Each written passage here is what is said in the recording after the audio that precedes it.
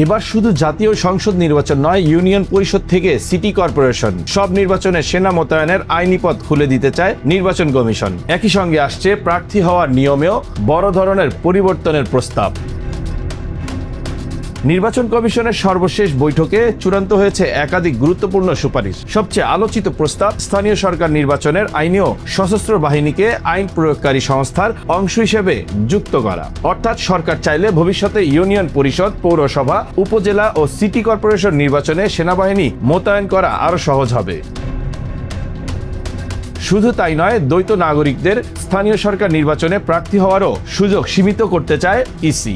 UP সদস্য পদ ছাড়া অন্য কোনো স্থানীয় সরকার নির্বাচনে তারা অংশ নিতে পারবেন না, এমন বিধান যুক্ত করার সুপারিশ করা হয়েছে। আরও একটি বড় পরিবর্তন হতে পারে এমপিওভুক্ত শিক্ষকদের ক্ষেত্রে। এতদিন তারা স্থানীয় সরকার নির্বাচনে অংশ নিতে পারলেও নতুন প্রস্তাব অনুযায়ী তারা আর প্রার্থী হতে পারবেন না। এখানেই শেষ নয়, ঋণের জামিনদার যদি ঋণখেলাপির সঙ্গে জড়িত থাকেন, বিদ্যুৎ, ওয়াসা বা ভূমি করের বকেয়া থাকলে কিংবা লাভজনক সরকারি পদে থাকলে সেসব ক্ষেত্রেও প্রার্থী হওয়ার ওপর নিষেধাজ্ঞার প্রস্তাব এসেছে। এছাড়া সিটি কর্পোরেশনের প্রশাসকদের নির্বাচন করতে হলে আগে পদত্যাগ করতে হবে, আর আন্তর্জাতিক অপরাধ ট্রাইব্যুনালে চার্জশিটভুক্ত ব্যক্তিদেরও নির্বাচনে অযোগ্য ঘোষণার সুপারিশ করা হয়েছে।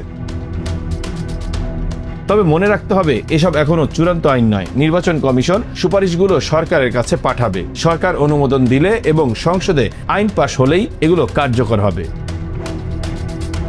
Bangla affairs news desk.